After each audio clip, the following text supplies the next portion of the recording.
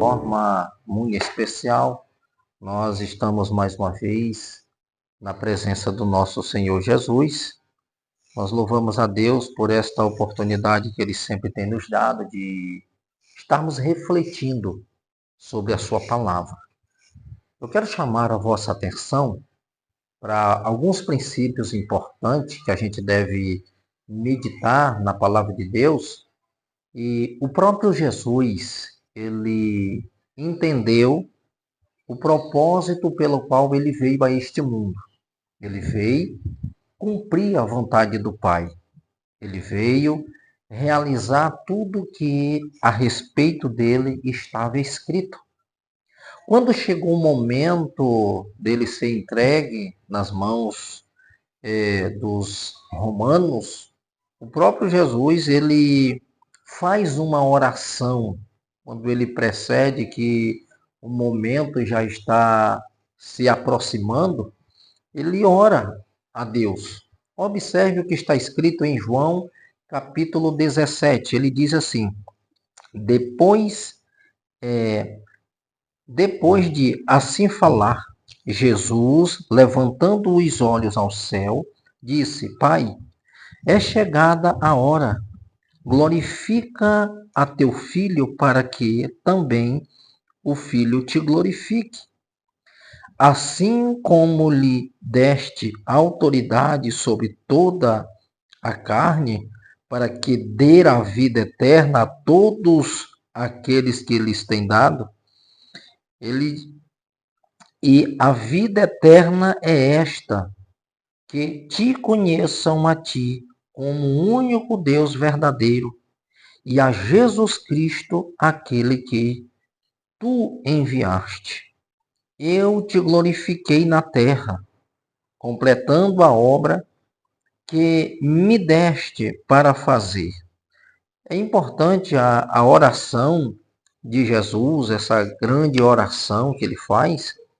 Inclui-se nesta oração, você vê no versículo 1 ao 5, a sua principal preocupação de Jesus era pelos seus, nessas duas partes, nós vamos observar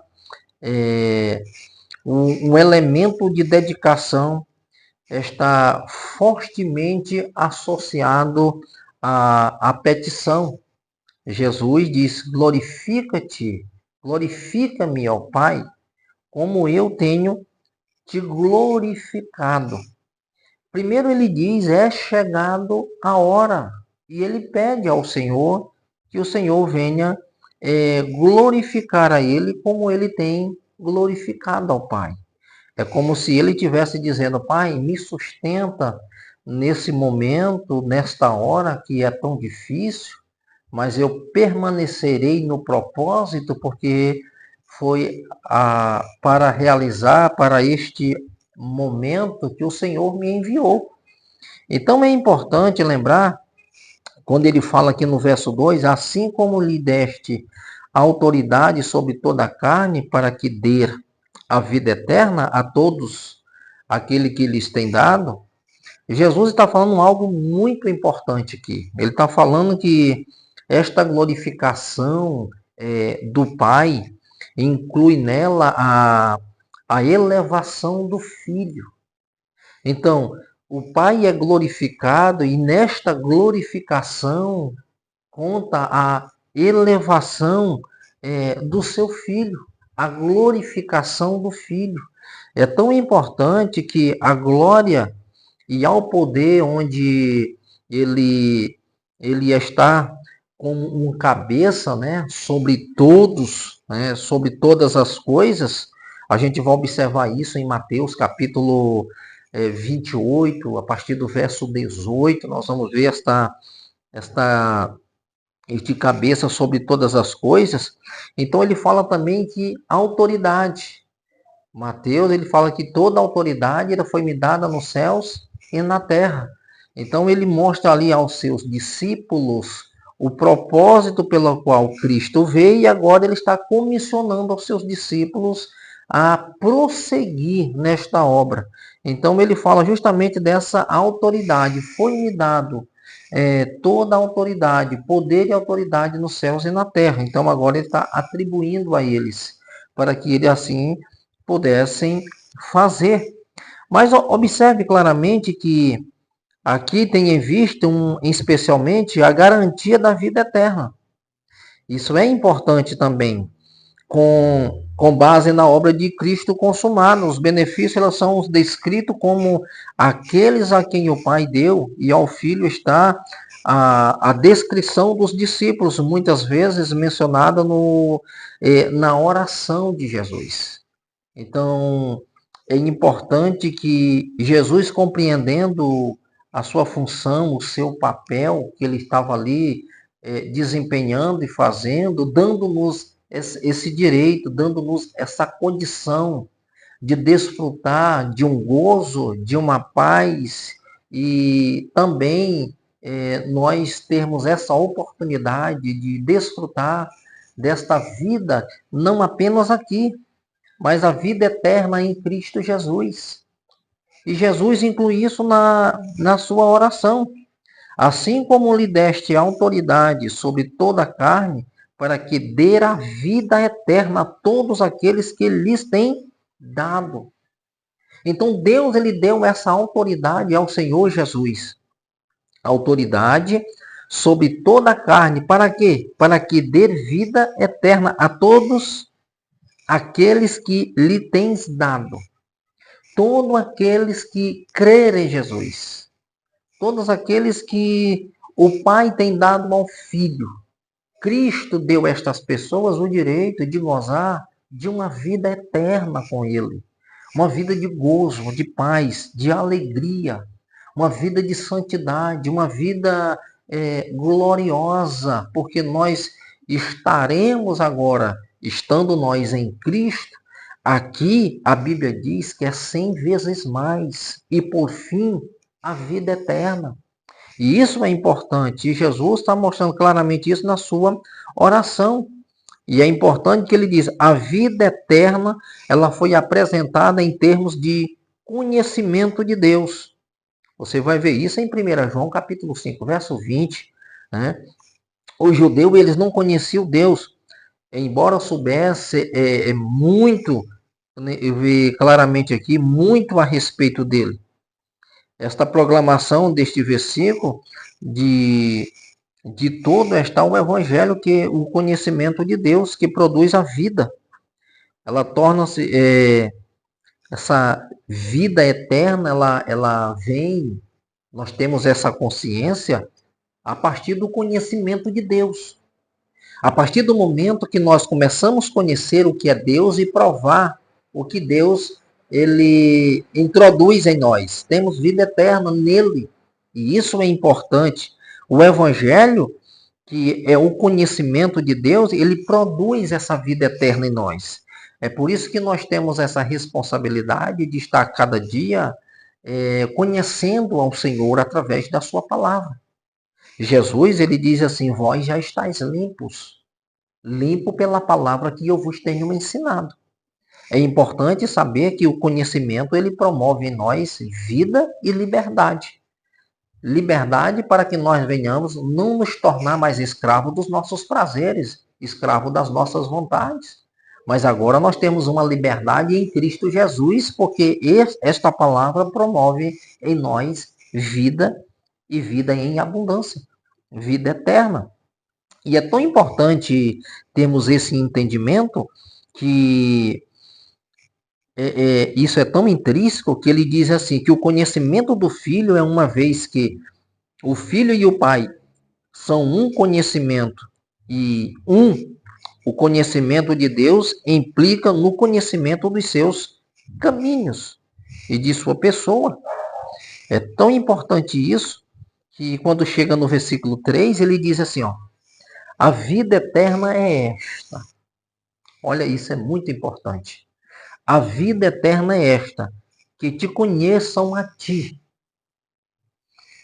como o único Deus verdadeiro, e a Jesus Cristo, aquele que tu enviaste. O que Jesus está mostrando aqui nessa oração é o seguinte, olha, a vida eterna é essa. Qual? Que eles conheçam a ti. Porque o propósito de Jesus sempre foi de apresentar ao Pai ao mundo. Como nessa mesma oração ele diz que os judeus, apesar de ouvir falar de Deus e falar do nome de Deus, eles não conheciam Deus. A gente tem que tomar bastante cuidado para a gente não incorrer nesse erro. Porque às vezes a gente fala sobre Deus, a gente prega sobre Deus, a gente louva sobre Deus, mas na verdade nós não conhecemos. Aí você pode dizer assim, mas como assim? Porque as pessoas, às vezes, até mesmo dentro das igrejas, elas acostumaram ouvir falar sobre Deus, pregar sobre Deus, louvar sobre Deus, orar ao Senhor, mas dificilmente, não estou generalizando, mas 60, 80% das pessoas dentro da igreja, elas não conhecem Deus. Elas não conhecem Deus numa particularidade. Elas não conhecem Deus na sua intimidade. Muito difícil elas estreitam essa relação com Deus. Jó, por exemplo, Jó, ele oferecia sacrifício a Deus, ele estava sempre orando ao Senhor, com certeza ele ia aos trabalhos, mas ele ainda não conhecia o Deus verdadeiro de perto. Aquela intimidade, aquela proximidade, aquilo muito pessoal, ele não conhecia. É tão tal que depois que veio todas as provações, que era algo que ele temia, e ele mesmo declara: o que eu temia me aconteceu. E ele vai mais na frente declarar, ele diz assim: Senhor, eu te conhecia só de ouvir falar, mas hoje os meus olhos te veem. O que Jó está dizendo é justamente o que eu estou comentando aqui, que as pessoas elas não conhecem Deus na sua particularidade, na sua intimidade. Jó dizia assim: olha, eu te conhecia só de ouvir falar, eu te conhecia de alguém falando a teu respeito. Alguém falando sobre Deus, alguém louvando sobre Deus, alguém ensinando sobre Deus, alguém falando do propósito de Deus, do amor de Deus, da vontade de Deus, sabe, dos projetos de Deus. Agora, o que Jó está dizendo assim, eu te conhecia de ouvir falar, eu te conhecia na boca dos outros. Os outros falando sobre você, sobre o Senhor.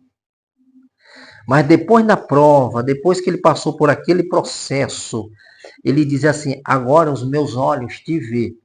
O que Jó está dizendo, eu tenho a minha própria história para contar a respeito do que Deus fez em mim. Do que Deus fez em mim. Deus me curou, Deus restaurou, Deus me restituiu. Então, eu tenho uma história pessoal de Deus para contar. Agora os meus olhos viram uma ação de Deus porque aconteceu comigo.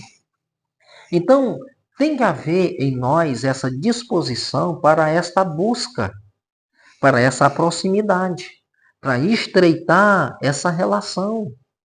Porque se nós não estreitarmos esta relação, nós vamos simplesmente nos tornar ouvintes, mas poucos praticantes. Porque você pratica quando você vive, quando você prova algo que é muito particular. Você vai zelar, você vai se declarar, você vai se entregar, na verdade. Então a gente precisa dar esse passo. É por isso que Jesus diz que a vida eterna é esta, que te conheçam a ti. Olha só. Como o único Deus verdadeiro e a Jesus Cristo, aquele que te enviaste. Então a proposta de Jesus é assim: Pai, que eles te conheçam a ti. E que eles também me reconheçam como o teu enviado. Porque, olha, se você prestar atenção, os judeus faziam tantos ritos, festas, celebrações, tudo aquilo era sombra. Ela apontava para um princípio, ela apontava para Cristo. E João 7 faz uma declaração, e eu acho isso interessante, a festa dos tabernáculos, 7 dias de festa. E a Bíblia diz que no último dia da festa, levantou Jesus e disse: quem tem sede, venha a mim e beba, porque do seu interior fluirão rios de água viva. Todas aquelas pessoas que há 7 dias estavam celebrando, o entendimento delas foi outro. Elas olharam para Jesus como alguém que está 7 dias em uma festa e ainda estava com sede. Ou seja, ainda não tinha bebido vinho o suficiente. Só que o que Jesus está mostrando é que todos aqueles ritos que estavam acontecendo naquela festa, aquelas figuras apontavam para ele. Ele era o cumprimento de tudo aquilo e o judeu estava tão apegado aos ritos, às festas, aos dogmas, que não reconheceram Jesus quando ele se manifestou. Tomemos cuidado para não falar tanto a respeito de Jesus e no momento de termos uma relação pessoal e mais íntima com ele, quando ele se manifestar de uma forma mais intensa, a gente ficar com medo e duvidar que não possa ser Deus. Esse é o perigo, porque nós estamos nos acostumando a ouvir sobre Deus, mas poucos estão dispostos a dar um passo a mais para estreitar essa relação com Deus, que de fato entrelaça essa intimidade de pai e filho. Nós temos que ter esse cuidado. É por isso que no verso 4 ele diz assim: eu te glorifiquei na terra, completando a obra que me deste para fazer. Jesus está dizendo, olha, a minha vivência aqui na terra, Senhor, meu Pai, foi para te glorificar. Eu te glorifiquei aqui na terra. E quando é que Jesus glorificou o Pai aqui na terra? Ele explica em termos de consumação da obra que o Pai lhe deu para executar.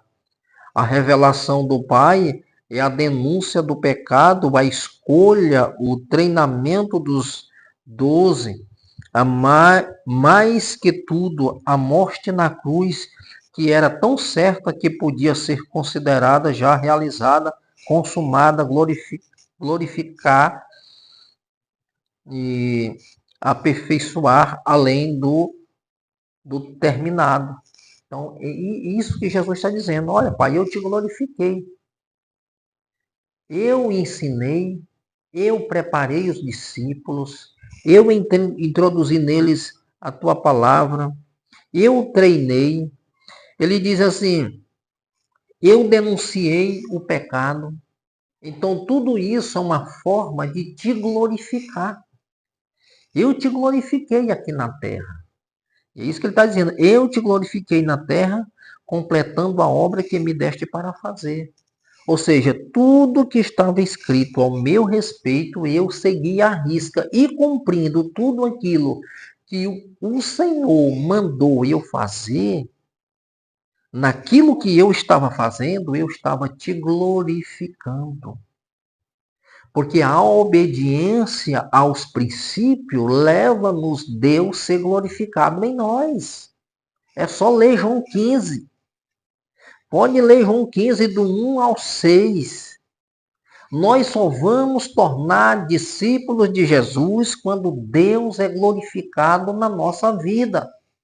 Deus não é glorificado na vida de desobediente, de pessoas que quebram princípio, de pessoas que não honram a Deus, na vida de pessoas que são infiéis ao Senhor em tudo que eles forem fazer.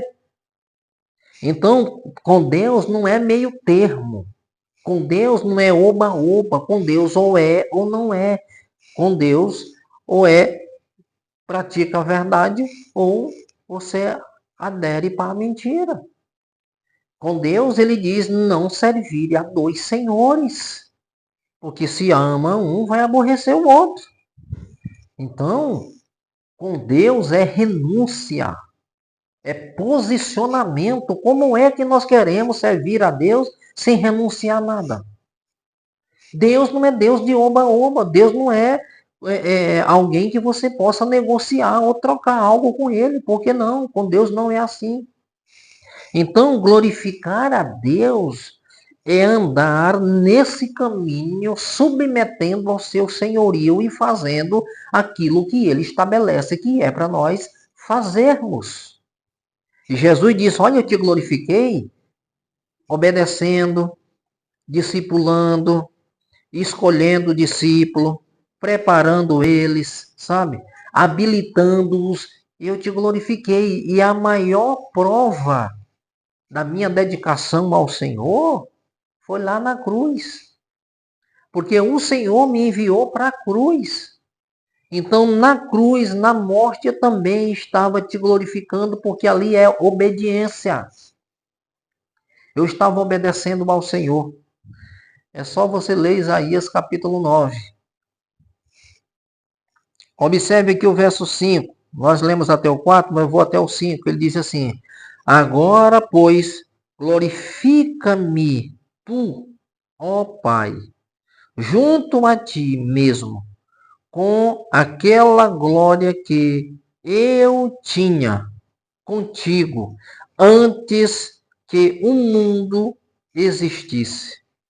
Isso é importante. Olha só, Jesus está orando ao Pai, dizendo: Pai, me glorifica, glorifica-me, tu, ó Pai, junto de ti mesmo.